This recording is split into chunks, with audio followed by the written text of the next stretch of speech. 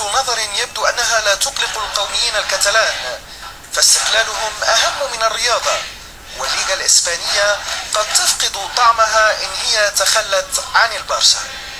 أيمن الزبير، الجزيرة، من مدينة برشلونة.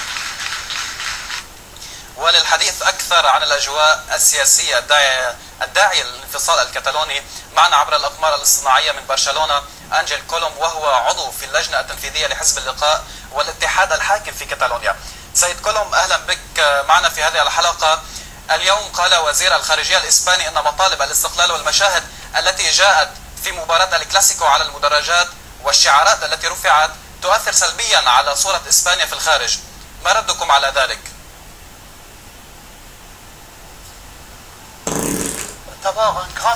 اولا انا احييكم تحية كبيرة جدا ابتداء من برشلونة، احيي العالم العربي كله، واريد ان اقول انه ابتداء من برشلونة من هنا لابد على وزير خارجية اسبانيا لابد عليه ان لا ينفعل مما حصل امس. كانت مباراة كرة قدم بين برشلونة ومدريد، ولكن كان هنالك لقاء بين بلدين. برشلونة بالنسبة لكتالونيا هو رمز كتالونيا، و100,000 إنسان 100,000 متفرج قالوا نعم نحن نريد استقلالنا الوطني، نحن نريد دولة، وتكلمنا بكل سلم وبكل ديمقراطية. نريد أن نسأل، نريد أن يؤخذ برأينا في كل ما يخص مصيرنا.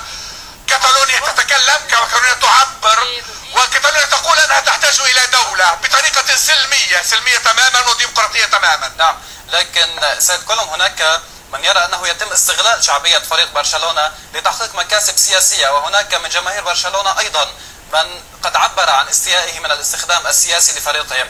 ألا ترون أنه يجب فصل السياسة عن الرياضة، ونحن هنا نتحدث عن فريق كبير له وزن كبير جدا في العالم أجمع وهو برشلونة؟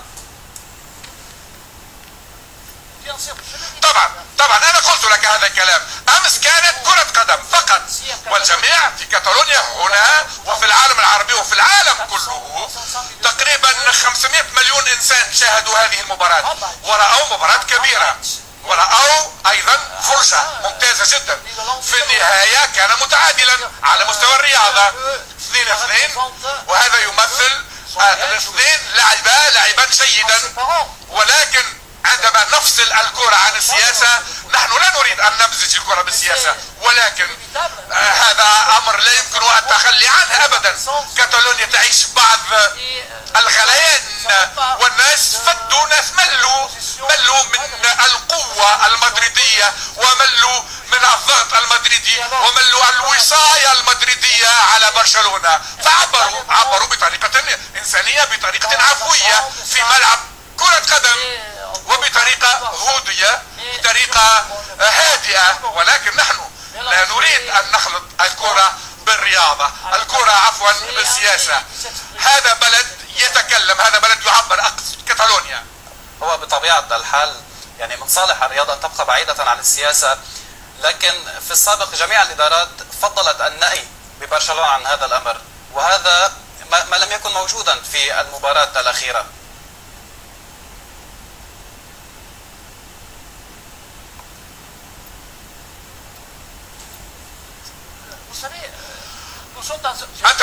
أنت تعرف مثل ما قلت لك منذ حين، كتالونيا في لحظات حاسمة جدا وحساسة جدا. نحن لدينا انتخابات قادمة يوم 25 نوفمبر القادم، وهي انتخابات مقدمة عن تاريخها، وهنالك شعور بالملل وشعور بالقلق من الضغط المدريدي مثل ما قلت لك. مللنا من عدم التفهم لمدريد، التفهم من طرف مدريد لغاياتنا ولأهدافنا. سوف نطلب من شعبنا، وشعبنا سوف يطلب منا أنه بالمرحلة القادمة لابد أن نستعد للسنوات القادمة لاستبيان عام، لانتخابات عامة. ولصبر آراء كبير جدا على مستوى الدولة كاملة، وسنطلب من الشعب كامل، سنطلب من كل الشعب الكتالوني إن كان يريد أن يستقل أو أن يبقى تابعا لإسبانيا. نريد أن نكون مستقلين في حضن الاتحاد الأوروبي، وهذه هذه طريقة ديمقراطية تماما. وهنا نحن في غليان، في فترة غليان مثل ما قلت لك منذ حين، لأننا نشعر أن شيئا ما يتحرك في أوروبا، شيئا ما يتحرك في كاتالونيا أيضا، لذلك شيء يتحرك في إسبانيا عموما. لابد أن إسبانيا تتفهم أن كاتالونيا تريد أن تطير بأجنحتها مثل ما نقول. العالم العربي كله تعرفون أن كاتالونيا كثير من العرب، كثير من العرب والذين هم مواطنون كتالونيون، وكثير منهم يريد الاستقلال. إذا نحن نقول ذلك علنا ليس سرا وبطريقة ديمقراطية مثل قلت لك، واسبانيا عليها ان تتفهم انه عليها ان تفض هذا المشكل في نطاق الديمقراطية. سيد كولوم، سؤال اخير.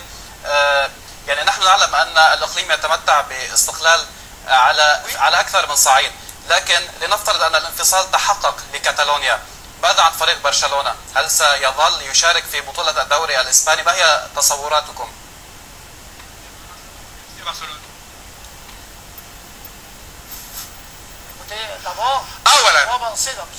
أولا لابد أن نتقدم في هذه العملية. إذا استقلت الكتالونيا وأصبحت دولة مستقلة ستكون دولة مستقلة في حضن الاتحاد الأوروبي. نحن لا نرى أي طريق آخر غير الحضن الأوروبي، وبرشلونة يمكن أن يلعب في الليغا مع إسبانيا. نحن نريد أن نواصل، بودنا أن نواصل أن نلعب رياضيا في بطولة من أحد البطولات في مجموعة كبيرة فيها فرق كبيرة جدا.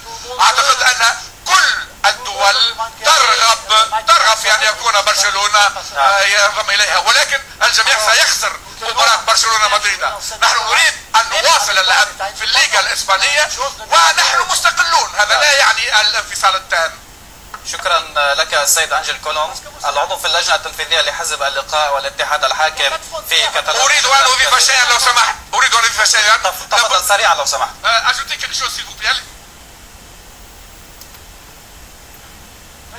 أريد أن أضيف شيئا، وهو أنه في الاتحاد الأوروبي ليس هنالك حدود داخلية، وهذا مهم جدا.